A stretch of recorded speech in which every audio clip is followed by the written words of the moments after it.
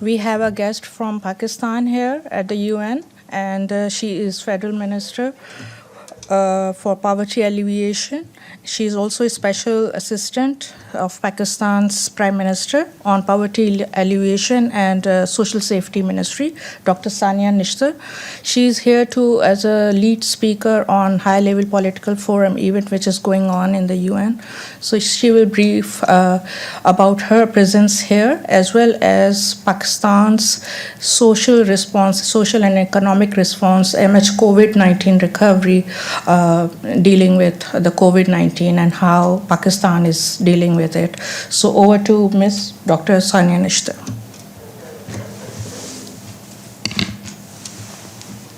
Good day to everyone. I'm delighted to have the opportunity to speak to all of you, and I really want to thank you for giving this briefing your time.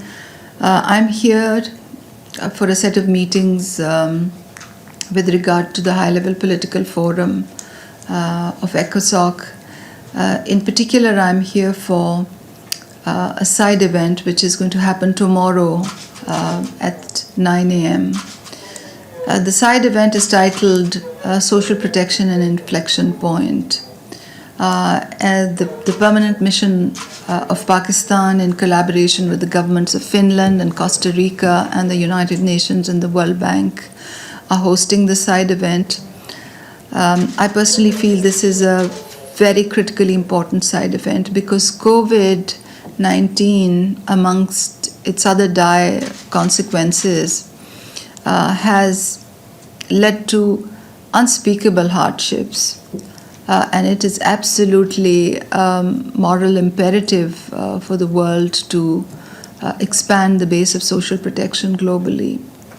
So to catalyze the conversation as a peg in that process, our permanent mission, in collaboration with the program I run back in Pakistan called EHSAS, which means compassion in our local language Urdu, is hosting this initial kickoff session tomorrow.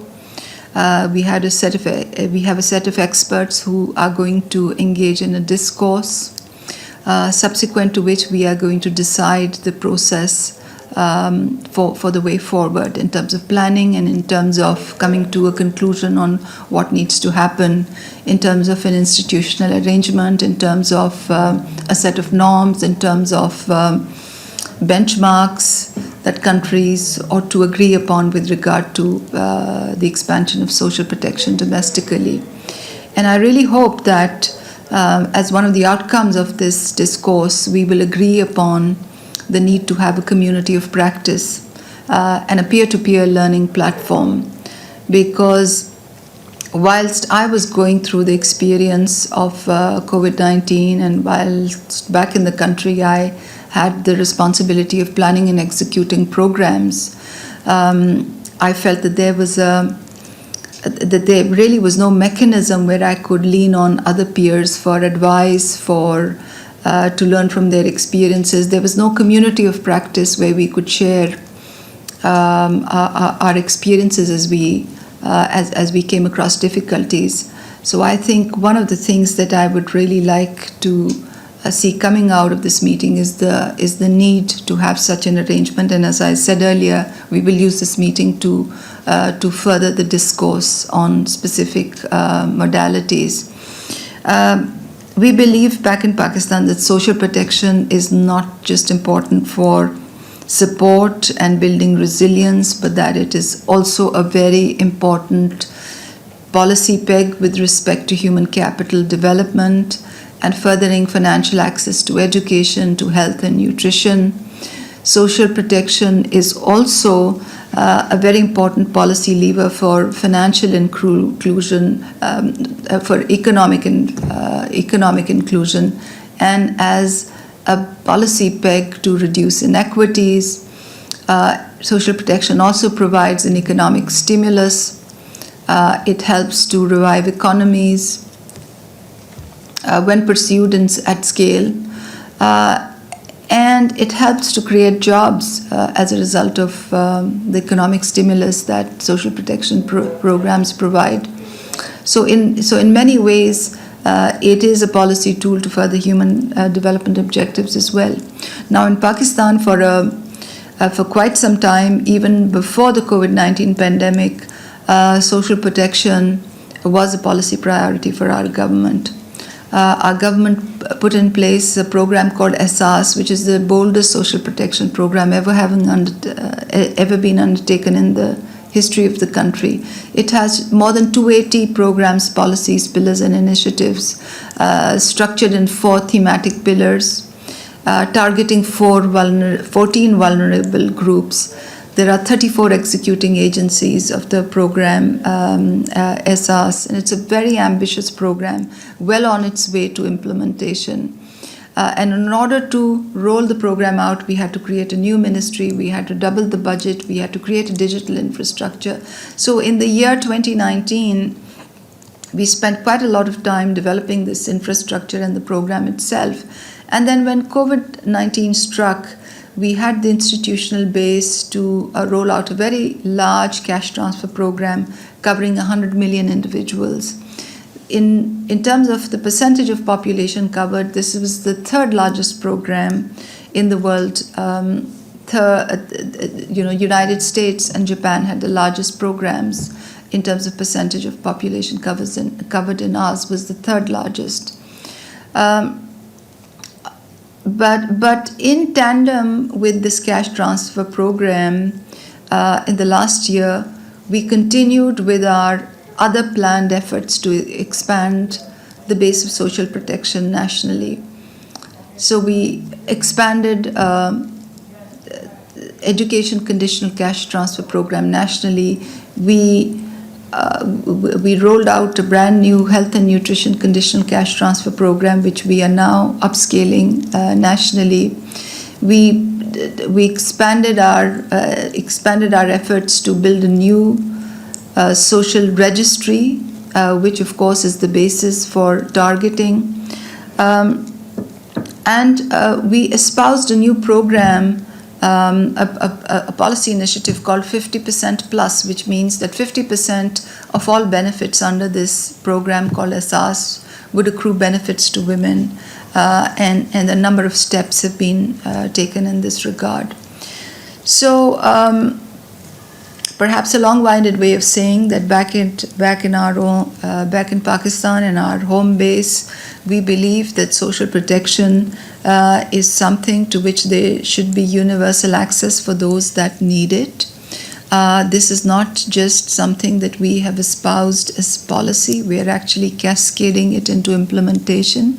We've developed the institutional infrastructure for that, put solid money behind it, and the investments that we made prior to COVID paid off because we had the ability, the systemic backbone to execute a very large cash transfer program during COVID, despite the fiscal constraints we have. And now going forward, we hope to accelerate our efforts even further. Our experiences led us to believe that it is time there should be a rallying cry at a global level to make a call for accelerating social protection efforts, and therefore my program, in collaboration with our permanent mission in New York, took a lead in convening this side event. We're very glad that other countries are co-hosting, and we hope to have some very concrete actions for the way forward by the time we adjourn the meeting tomorrow.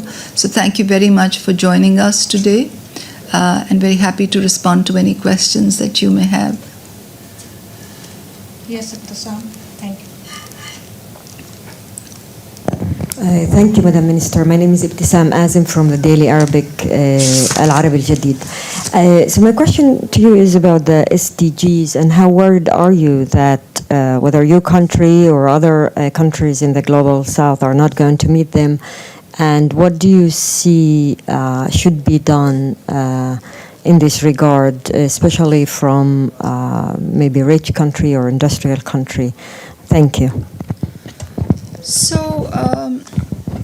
So clearly SDGs is and should be a priority. It's just the right frame of reference for us to be thinking in terms of as we plan to build back better once COVID is behind us, and even whilst we are fighting COVID.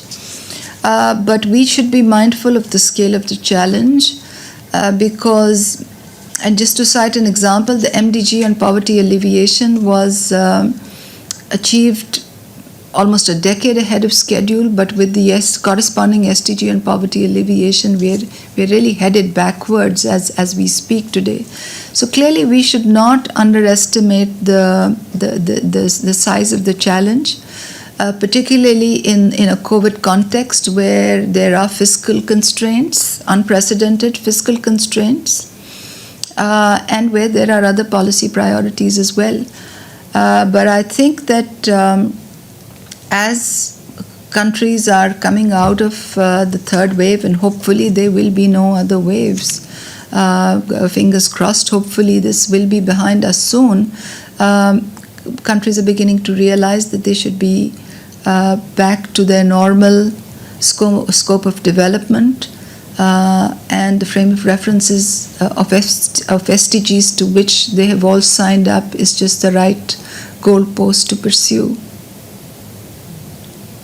Thank you. Martin, thank you. APP wale, the gentleman on the screen. Thank you, Minister, for the briefing. My question for you is that globally speaking or broadly speaking, what do you think are the top priorities for poverty alleviation in the pandemic era? Thank you.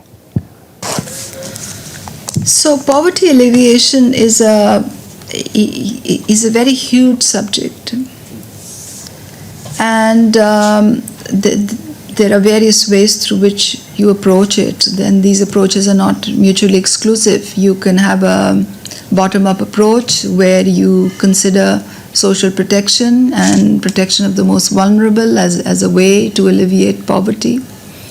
But then on the other hand, the experience of many Asian countries lead us to believe that poverty alleviation at scale and at a certain quantum is only possible when there's massive economic growth and where there's capacity of governments to accrue the benefit of that growth equitably to populations, which is the classical trickle-down effect. And I believe that both of these are not mutually exclusive.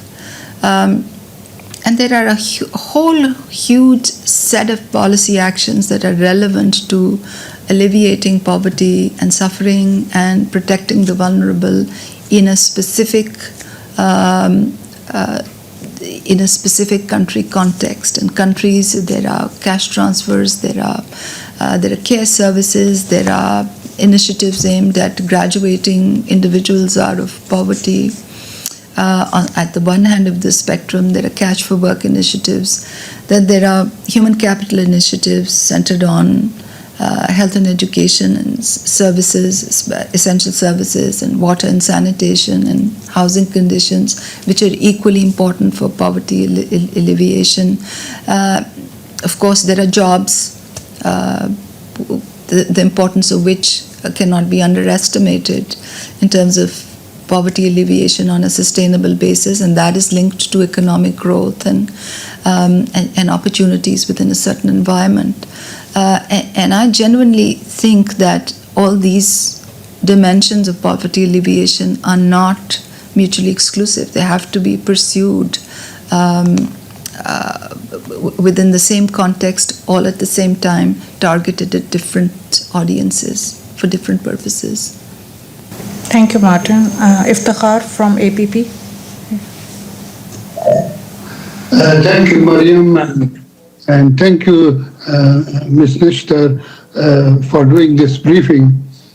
Initially, we had problem online listening to you because there was some problem with the sound, but now it has improved.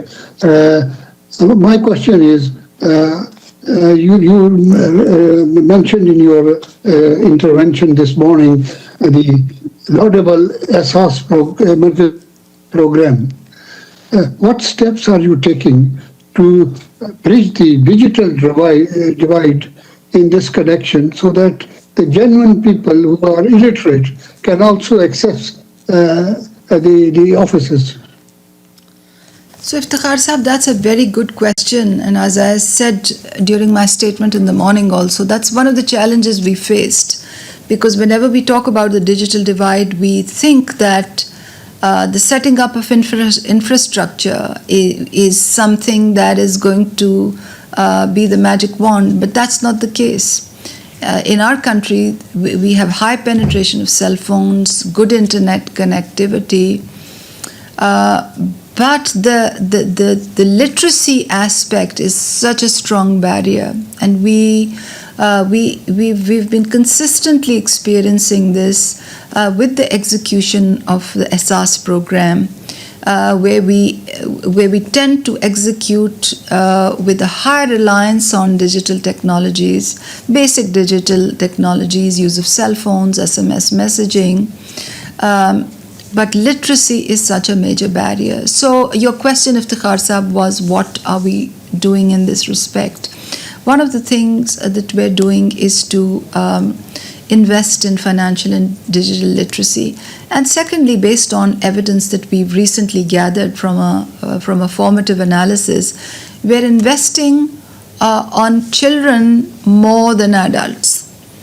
Because in one of our financial and digital literacy deep dives, we found out that a lot of the recipients of SDGs benefits who are adults and who rely on cell phone messages from our side to get the information that they need about, for example, the timing of the payments or when they're entitled to go to kiosks to collect their payments. The information that they get is actually from their children, from their girls who are in school, from the boys who are studying. So increasingly, our target would be this younger generation who are a lot savvier with the use of mobile technologies and where literacy is far higher than it is in the adult population. Thank you. Thank you, Iftikhar Sahab. If there is no other questions, so I'll thank Dr. Sania Nishtar for her presence and valuable correspondence to come over and attend the conference. Thank you very much once again. Thank you. It's been a pleasure speaking to you. Thank you.